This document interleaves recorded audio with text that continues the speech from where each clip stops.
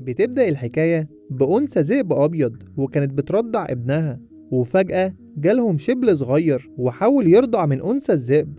والغريب بقى إن أنثى الذئب مرفضتش إنها ترضعه، وكمان سمحت له إنه يرضع مع ابنها. وبنعرف إن الشبل ده مسكين وأمه اتقتلت في الغابة على إيد صيادين، والشبل ساعتها بقى وحيد من غير أم ترعاه. وكمان الصياد ما سابوش وأخده معاه في صندوق.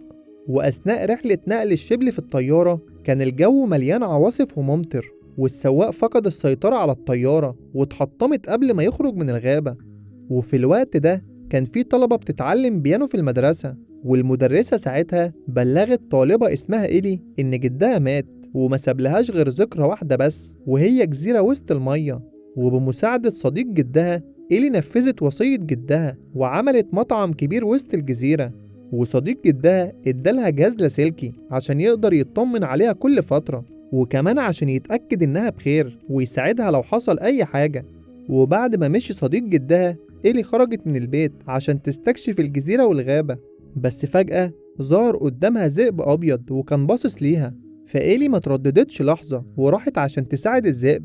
وأول لما الذئب مشي ظهر قدامها 2 شباب وكانوا متضايقين جدا منها لأنها حررت الذئب. فإيلي ساعتها زعقت لهم ولمتهم على اللي هم بيعملوه.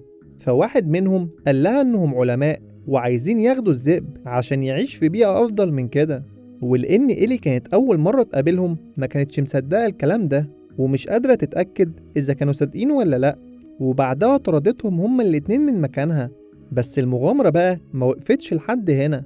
وفي الطريق وهي راجعة للمطعم لقت دخان كتير جاي من الغابة، ولما قربت من المكان لقت طيارة متدمرة في كل حتة، وكان موجود صناديق كتير كان في قلبها حيوانات صغيرة. ولحسن الحظ ما كانش فيهم جرحى أو حيوانات ميتة، وكلهم كمان كانوا تقريبا هربوا من الصناديق. وده لأن إيلي لقت كل الصناديق فاضية. وفجأة وقع شبل من على الشجرة وإيلي لحقته وما ترددتش ساعتها وأخدته معاها عشان تحميه. والمفاجأة كمان إن في ضيف تاني راح لها وهو الذئب الأبيض وابنه الصغير، وكان واضح إنه جه عشان ياكل ويشرب هو وابنه، وعشان برضه إيلي كانت طيبة جدا معاه وساعدته في الغابة. وإيلي ساعتها لاحظت إن الذئب عارف المكان، فتوقعت إن جدها كان بيعتني بيه، فقررت هي كمان تعمل زي جدها وترعاهم كلهم. ودايما كانت أنثى الذئب بترضع ابنها مع الشبل وكانت بتهتم بيهم الاتنين زي بعض. ومن اليوم ده بقى عندها طفلين، واحد ذئب وواحد شبل، وعاشوا كلهم من ساعتها حياة هادية وجميلة بعيد عن الناس. لحد ما في يوم من الأيام إيلي كانت رايحة للمدينة عشان تحضر دروسها، وللأسف في نفس اليوم ده العلماء اللي طردتهم إيلي رجعوا تاني وأخدوا الذئب. وطبعا من غير رعاية الأم فضلت الحيوانات الصغيرة تدور على أكل وشرب في البيت وبهدلوا المكان خالص. ولما إيلي رجعت وشافت المنظر عرفت إن أكيد في حد عمل حاجة لأنثى الذئب وحطت للشبل والذئب الصغير أكل لحد ما تتصرف وتشوف إيه اللي حصل. وفضلت إيلي من بعدها فترة كبيرة تعتني بيهم وتدور برضو على أمهم. ومع مرور الأيام الشتا جه في الجزيرة والتلج كان بينزل كتير، وتحولت الجزيرة حرفيا لقطعة من التلج. وفي يوم من الأيام جالها صاحب جدها عشان يطمن عليها، لكن ساعتها شاف أسد وذئب كبار قدامه وكان مخضوض على إيلي. فإيلي وقتها طمنته وقالت له إنهم مش بيأذوا حد، فنصحها إنها تتخلص منهم في أقرب وقت ممكن، أو على الأقل تعيشهم بره في الغابة لأنهم خطر جدا. وفهمها إنها في النهاية بنت وما ينفعش يكون عندها حيوانات خطيرة كده. لكن إيلي ما كانتش واخدة الموضوع جد، والحيوانات دي كانت بالنسبة لها كلب كبير وقطة كبيرة ومفيش منهم خطورة نهائي. وبعد شهور بسيطة التلج ساح ورجعت الجزيرة خضرة. وفي يوم لما كانت إيلي بتتمشى في الجزيرة زي كل يوم كان في أم وبنتها بياخدوا جولة بمركب صغيرة جنب الجزيرة، ولما شافوا الزهور اللي على الجزيرة نزلوا عشان يقطفوا منها. وطبعا وقتها لما الأسد والذئب شافوهم ما كانوش قادرين يمنعوا نفسهم عن غريزة الافتراس وجريوا عليهم بأقصى سرعة. فوقتها حست إيلي بحاجة غلط وطلعت تجري وراهم، لكن وهي بتجري رجليها اتشنكلت ووقعت على صخرة وفقدت الوعي. ولحسن الحظ الأم وبنتها خلصوا اللي بيعملوه ومشيوا في سلام. وساعتها الأسد والذئب رجعوا تاني لإيلي وفضلوا واقفين جنبها عشان يحاولوا يساعدوها أو يطلبوا المساعدة من أي حد. لكن برضه ما كانوش عارفين يعملوا حاجة وفضلوا قاعدين جنبها لحد ما تفوق. وعلى الجانب الآخر صديق جدها حاول يتواصل معاها زي كل يوم، لكن طبعا إيلي ما كانتش بترد. فصديق جدها قلق جدا وراح لها الجزيرة عشان يطمن عليها. ولما وصل هناك كان خايف يقرب لها عشان الحيوانات اللي موجودة على الجزيرة، فاضطر يتصل بمنظمة الحيوانات عشان يجوا يساعدوه. ففعلا بعدها على طول المنظمة جت وأخدوا الأسد والذئب في إقفاص عشان يودوهم على السيرك.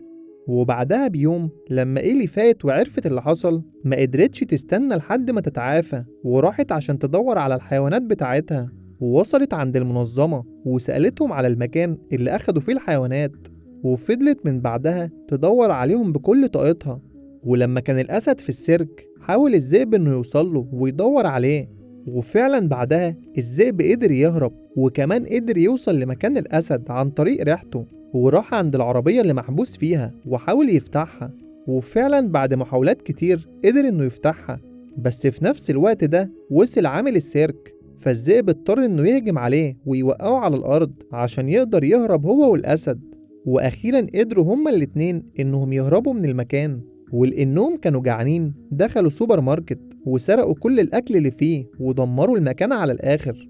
وباللي حصل ده بقى فيه جهات كتير بتدور عليهم، وهم عمال السيرك وحديقة الحيوان والمنظمات كلها. وساعتها ما كانش قدامهم غير إنهم يستعينوا بإيلي، وده لأن الذئب والأسد بيحبوها جدا.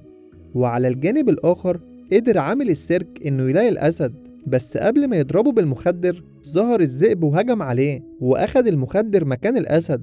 وساعتها اضطر العامل إنه يهرب عشان الأسد ما يهجمش عليه.